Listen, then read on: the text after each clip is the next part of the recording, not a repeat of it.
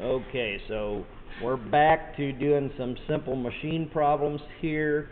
Again, we're talking about levers and trying to describe and detail and figure out what we need for ideal mechanical advantage and actual mechanical advantage on this. So we're going to work problems 4 to 6 now on this. The question here, or the word problem, states that a wheelbarrow is used to lift a 200-pound load. The length from the wheel axle to the center of the load is 2 feet. The length from the wheel and axle to the effort is 5 feet. First thing they want us to do is illustrate and annotate the lever system. So we're going to just kind of draw a wheelbarrow, and it doesn't have to be anything fancy. Notice we got the wheel right here going through. We're going to put our load right here. So, and we've got a 200-pound load applied to that. At this point, you should instantly recognize that this, because it's 200 pounds, that this is a force. And not only is it a force, we've got to make a decision here. Is this our effort force or our resistance force? Well, that's our resistance force. So that is our F of R. So over here, just so I keep track of everything, I'm going to put my F of R, which equals 200 pounds. So we also will need our F of E, which is our effort force. We will need our distance of R, and we'll need our distance to the effort force. So in this case, it's telling us the length from the wheel axle to the center of the load is 2 feet. So the distance of our resistance there is 2 feet.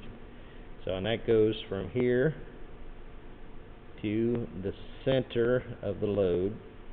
So that is our dr, which equals 2 feet. Remember, keep these units together. You need to have those. Now we also need to know the distance, the length from the wheel and axle to the effort is 5 feet. So I'm going to draw this other side. And this is our DE, which equals 5 feet. 5 feet. And of course, for us to move this, if you guys recall how a wheelbarrow works, we've got to we got to apply a force in this direction to lift that up and move it, and that is our effort force, our FV, which we don't know at this in this particular moment. So we've given our 200-pound load in the wheelbarrow. That distance to the center of the wheel and axle is 2 feet, and the distance from the wheel and axle out here at the handles on the wheelbarrow is 5 feet. So the question is, you should instantly recognize something from this and what type of a lever this is. So we've got a fulcrum point here. In this case, it's our wheel and axle.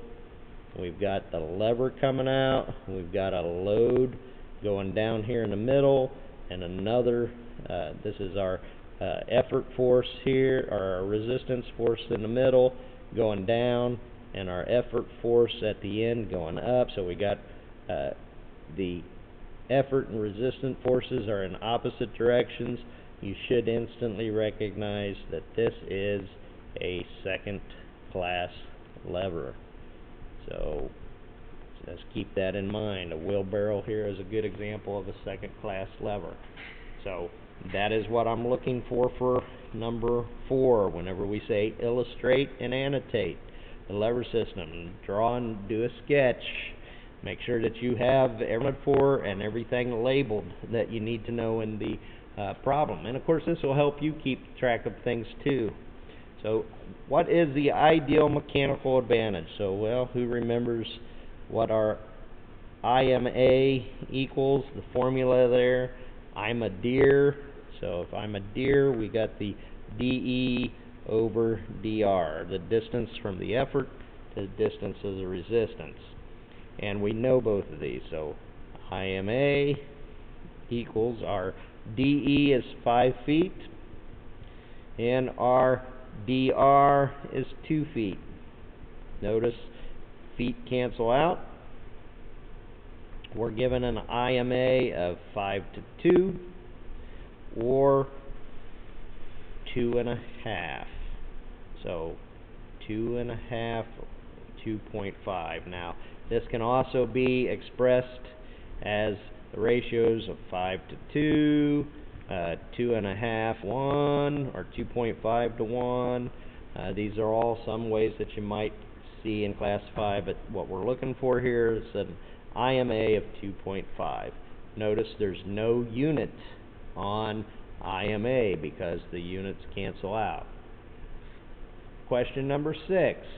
Using static equilibrium calculations, calculate the effort force needed to overcome the resistance force in the system.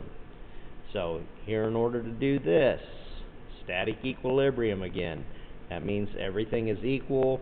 We are assuming no frictional losses. We are setting our IMA equal to AMA. And when we do that, we can substitute here. Our IMA is DE over DR equals the AMA, which is AMA, we're free, FR over FE. AMA is free. Again, now we're substituting and solving.